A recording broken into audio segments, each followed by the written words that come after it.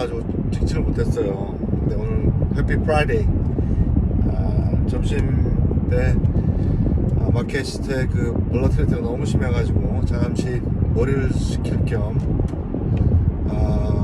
부하 직원한테 일을 좀 맡겨놓고 저는 지금 운동 가고 있습니다. 오늘 드릴 말씀은 이 폴폴리오를 볼라틸리티가 갈 때, 이렇게 변동성이 심할 때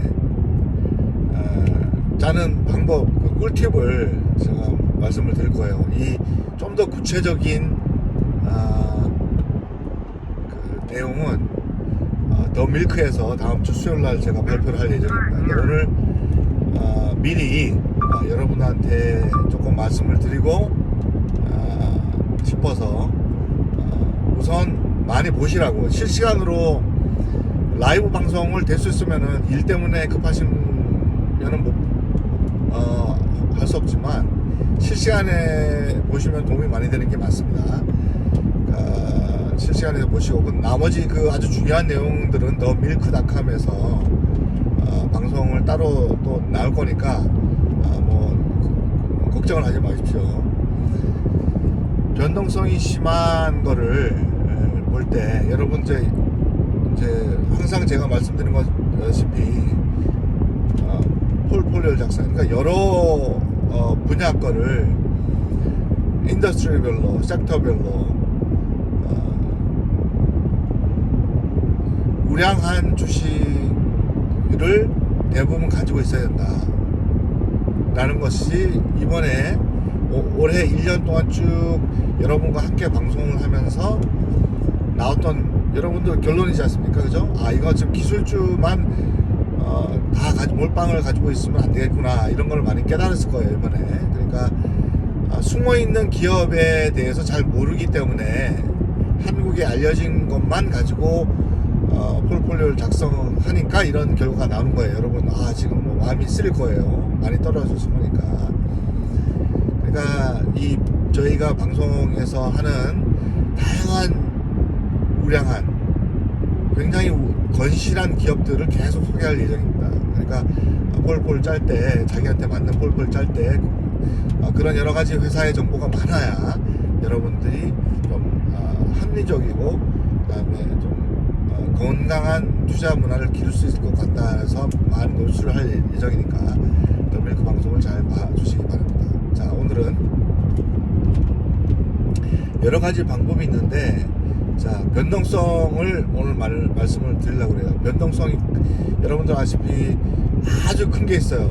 그래서 S&P 500나 다우존스나 나스닥이 오늘 같은 경우도 뭐 2.5 거의 3%가 떨어졌어요. 그러니까 어제 조금 올랐다가 떨어졌으니까 지금 어제 빼놓고는 계속 좀 떨어지고 있는 상황이거든요. 그러면은 하루에 3%면 계속 줄었으니까 실질적으로 뭐 10% 이상 떨어진 거예요. 그죠? 10%. 굉장히 많이 떨어진 거죠.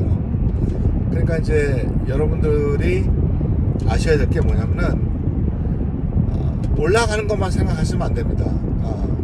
그러니까 질문을 하는 거 보면 이 사람들의 어떤 경험이나 지적 수준이 나와요. 그러니까 비교를 어떻게 하냐면 어떤 뭐 기술주 A가 있어. 그럼 그 기술주가 지난 6개월 동안에 뭐 매가 올랐다 이거야. 그죠? 100%. 그 다음에 아주 우량주가 20% 올랐어요. 그러면 우량주하고 그런 기술주, 그러니까 펀더멘털보다는 이렇게 프라이스가 오버 프라이스가 돼 있는 거라고 그걸 직접적으로 비교하는 게 맞느냐 이것이. 그걸 질문 한번 해보십시오. 올라가는 속도가 높다고 그래서 좋은 주식이냐,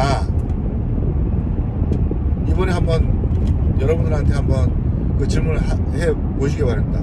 답은 no. 올라가는 속도가 클수록 내려가는 속도가 큽니다. 그러니까 왜? 라는 질문을 안 하기 때문에요. 어떤 기술주가 있는데 오버프라이스가 됐어요. 뭐 여러분들이 당장 볼 수 있는 게 price per earning 레브누가 이만큼 올라 10% 올라가는데, 매출이 10% 올라가는데 주식값이 30% 40% 올라가는 거는 문제가 있는 겁니다. 언젠가는 correction이 하는데 이런 식으로 올 때는 많이 떨어지는 주가 그렇게 돼 있어요. 그러니까 딜리버는 적게 하고 하루에 여러 시간 아주 빡시게 열심히 하는데 프로젝트이 볼 때 100을 했는데 130을 하는 사람이 있고, 시간을 엄청나게 많이 쓰는데 프로젝트 베이스로 볼 때는 70%밖에 못하는 사람이 있어요. 그러면 이 70%밖에 못하는 사람은 경제가 좋을 때는 그래도 뭐 그나마 열심히는 하니까 하고 잘리지는 않습니다. 근데 경제 상황이 안 좋아지면 제일 먼저 자르는 사람이 자기 프로젝트를 100% 딜리버리를 못한 사람이 잘린다고요. 기업도 마찬가지예요. 그러니까 왜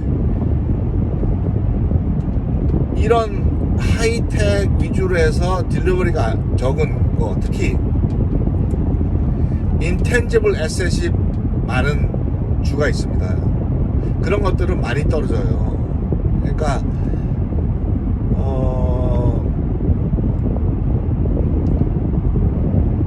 항상 생활할 때 폴폴 딸 때 올라가는 것만 생각하지 말고 내려갔을 시 어떤 주가 이 버팀목이 될 것인가, 그게 백본이에요. 그걸 버틸 수 있는 능력이라고 그러는데 그걸 기본적으로 가야 된다라는 겁니다. 그러니까 한 주식을 보세요. 지난 9월 1일부터 11월 지금까지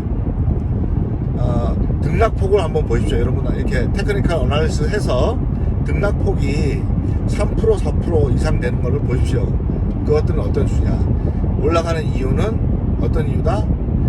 그러니까 이 경제학을 전공하신 분은 알 거예요. 주식에 오르고 내리는 것은 펀더멘탈, 즉 매출의 증대가 돼서 올라가는 것이 가장 현명한 방법입니다. 하지만 팔고 사는 사람, 디맨드가 크면은 퍼포먼스, 회사의 매출과 상관없이 올라가요. 그래서 오늘 어저께 같은 경우나 그저께 같은 경우 이번 주에 실적을 발표했는데 실적 예상치보다 훨씬 더 윗도는 회사들이 많은데 떨어지잖아요. 왜 떨어지냐? 셀오프라는 거죠. 그러니까 기대치는 이 회사의 레버리가 올라왔는데도 불구하고 바이보다는 셀하는 투자자들이 많았기 때문에 마켓이 커지는 겁니다. 그러면 이런 마켓에서 매출이 증대됐는데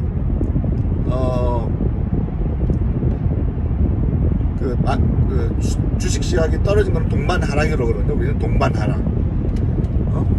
그런 거는 회복 속도가 빠르겠습니까? 안 빠르겠습니까? 빠를 수밖에 없어요. 그러면은 그런 것들은 매입을 해야 되는 거죠.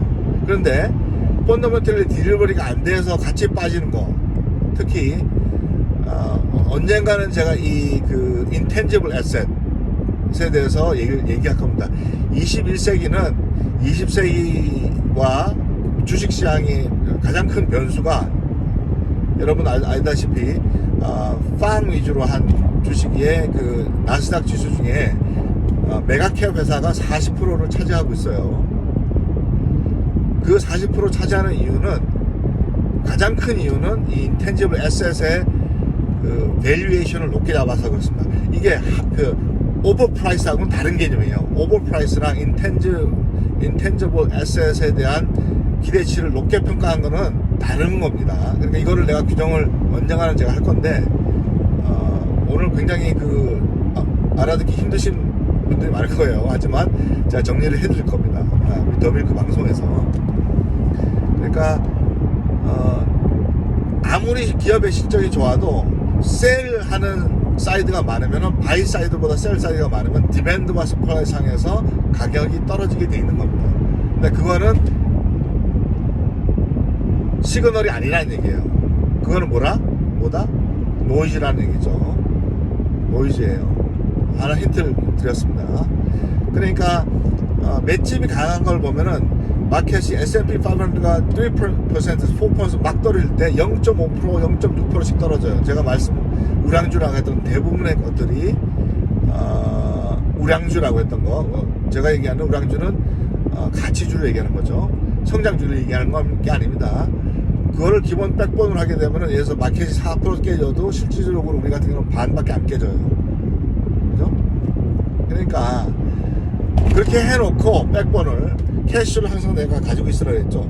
이때 그런 어떤 intangible asset이 고평가되어 있던 것들을 한번 볼 필요는 있다.